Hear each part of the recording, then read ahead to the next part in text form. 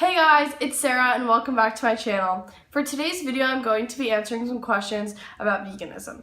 So I went on my Instagram and I asked people if they had any questions pertaining to veganism with my experience with it and just on veganism in general. So whether some of the questions were asked by vegans about like my favorite this about veganism, my favorite that, and some of them were just general questions about veganism. So let's get into it. So the first question is, what is your favorite vegan substitute? So my favorite vegan substitute would probably be Earth Balance mac and cheese. It's really, really good and it tastes just the same. Or Diet, the two brands, mac and cheese, because mac and cheese is my favorite vegan food in general.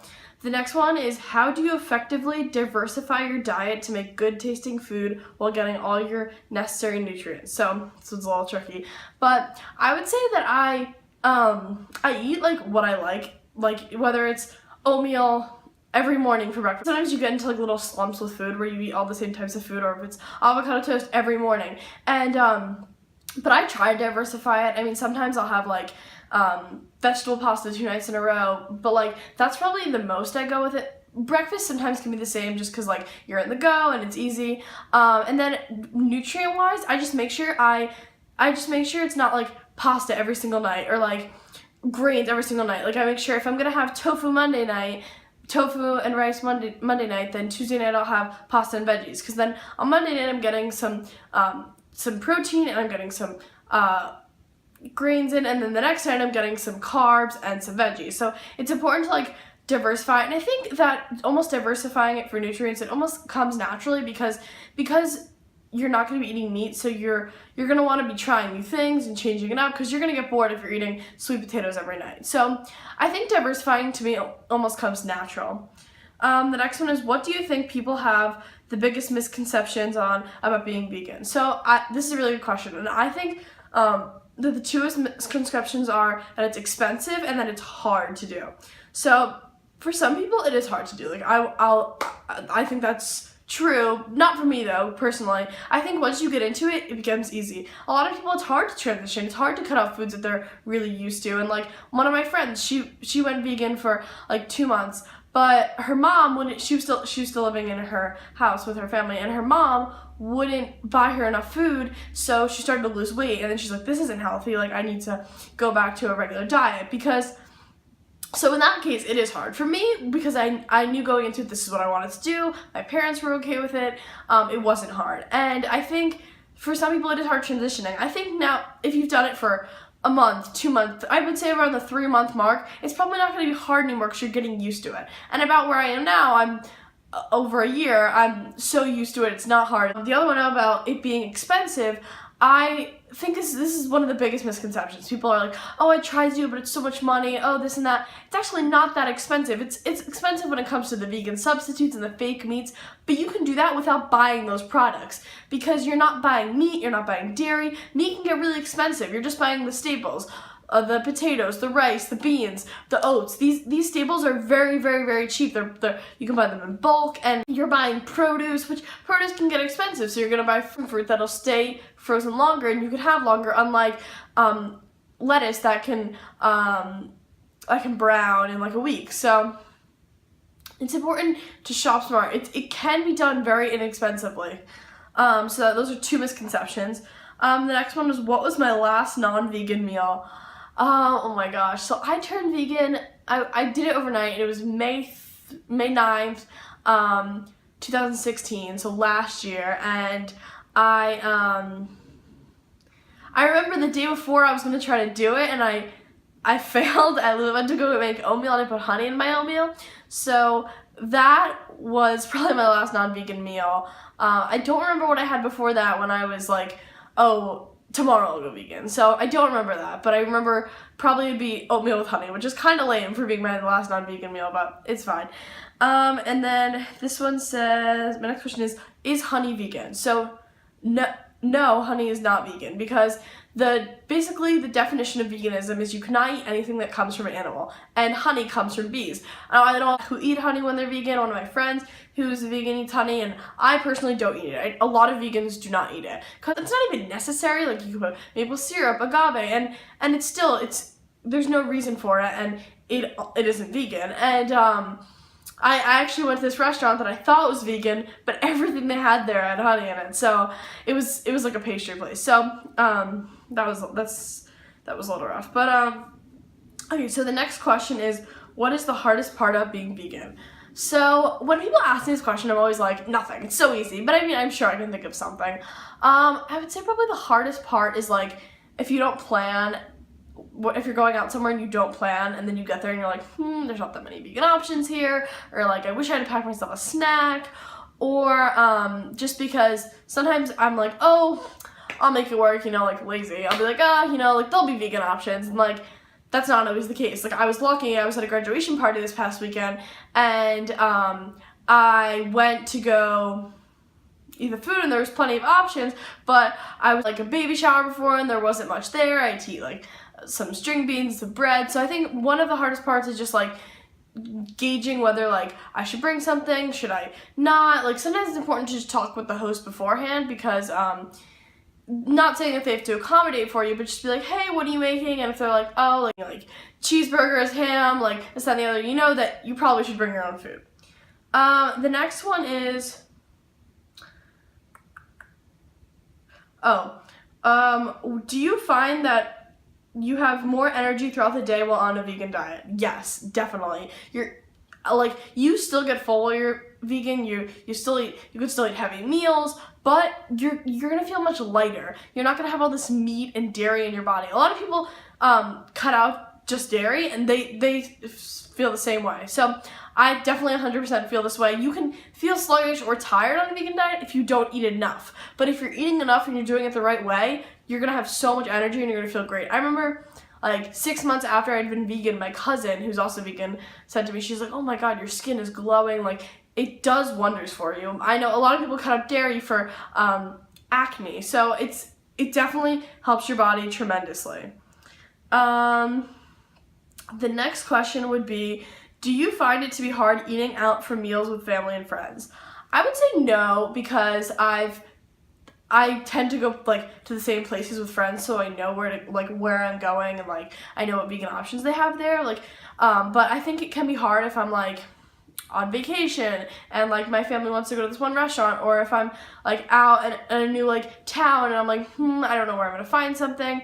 But I think it's important to do your research. I think the only thing that can be tough is like, I've had this before where like I've been in the city with friends and I've like really wanted to go to a vegan restaurant, but like none of them want to. So, but I think it's great to find a good compromise, like a restaurant that has vegan options, but also non-vegan options for your friends. But I would say it's not too difficult to go out and eat vegan. The next one is, what inspired you to go vegan? So I was watching a lot of YouTube videos on veganism. I just like, you know, stumbled upon them and I just loved it. I was like, this is so cool. You can help animals, you can help the environment, you're gonna like help yourself with putting nice healthy food into your body. And I was gonna wait until I went to college, and this was last year, so I would have had to wait about a year and a half. So I was gonna wait until I went to college because I didn't think my parents would let me. And then at one point I was just eating my like meat, and I was like, oh, this is so gross. Like I'm watching all these vegan videos, and they're so cool, and they have all this great food. Like I don't know how I can do this anymore. So I remember I said it to my mom, and she was like, no, like that doesn't sound safe now. And I told her, and she was like, you know what, maybe. And my dad was the same way, and then I was able to convince both of them. And then once I convinced both of them, I just went vegan overnight, and I've never looked back. Okay, so the next question is, how does veganism help the environment? So this is a really good question. It helps it tremendously. It decreases your carbon footprint. So basically, to farm like 1 pound of meat, it takes like gallons and gallons of water compared to how much water it takes to farm like 1 pound of rice. So this is how much water it takes to farm a pound of meat, and this is how much water it takes to farm a pound of rice. Like it's very, very different. The water also takes water and energy to grow livestock, increases greenhouse gas and emissions. So the amount of water that's being produced from factory farming is tremendous, like honestly tremendous. If you guys watch the documentary Cowspiracy, you'll find out more about this. It basically is that like if you were to be completely eco-friendly in your house, you took 2-minute showers, you're so eco-friendly, the amount that you would be helping the environment would be minuscule compared to the amount of ending factory farming and going vegan and just saving more animals, because in turn you're also saving the environment and the amount of water consumption we're using. So the next question is, what is your favorite vegan restaurant? So my favorite vegan restaurant is in Brooklyn. It's called Champ's Diner. It's like famous for vegan food, and it's really good. I actually didn't go there until after being vegan for a year, which I just never got around to going. But I've been to a lot of vegan restaurants, and they're all really, really good. One that I really still want to go to is By Chloe's in Manhattan, and that one might even be up there on the same level as Champs, because I see their Instagram, it looks so good. The next one is, how difficult is it to maintain a vegan lifestyle? So I would say after the first month, you can maintain it. But I would say, because like if you don't know if it's like right for you, like after the first like month, 2 months, as I said before, 3 months, you're like, then you can maintain it, you're good. But I think at the beginning it's like tricky, you know, you're like, oh, I'm craving this, and like you're like waiting, and you're like, oh my god, I've been vegan for a week, like 2 weeks, you know, and then you're maintaining it and you're building up to this level. It's like when you're weight training and you're putting on more weight and you're getting used to it. You're spending more time being vegan. So it's not hard to maintain once you've been vegan for a little bit. So this question's really good. There's a lot of discourse around vegans and classism. How would you respond to people who say veganism is more expensive than non-veganism, and how do you talk about veganism in class? So I talked about before about veganism and how it's not expensive, which I think is 100% true. But I think it's also important to realize that not everyone can be vegan, because people who are living under the poverty line on food stamps, they're going to be eating what is cheapest and what is quickest. And veganism is not always veganism. It is not always food, like it's going to be quicker for someone to get a cheeseburger from McDonald's than to cook a bag of rice. So I think that while veganism at the root is less expensive, it also isn't fit for everyone. If you're living off food stamps, you're going to get whatever you can get with those food stamps. So I think it's important to realize that it's not for everyone. And for some people to be like, oh, well, you should be vegan. Well, you should be vegan. Well, it's not always the case. Some people would rather spend the money on their home and on going to get an education than spending money on potatoes and rice and this, that, and the other. So while they still have to eat, sometimes it makes more sense with the amount of income they make. But I think if you are a middle class to upper class citizen, this is not expensive and it is 100% doable. I also think that there comes crosses the line with classism with people who, because veganism is considered like more of a high class diet, because it's like you have a juice diet, you have like smoothies, like it's expensive to get like a Vitamix to make like acai bowl. There's like, oh, everyone in LA is vegan, you know, like it's definitely something that is considered of a higher class, and I think that definitely plays into classism. And I think it's just important to be aware of these different things, and that not everyone can be vegan. It's definitely not doable, but it's important to realize that it also isn't the most expensive thing if you do it a certain way.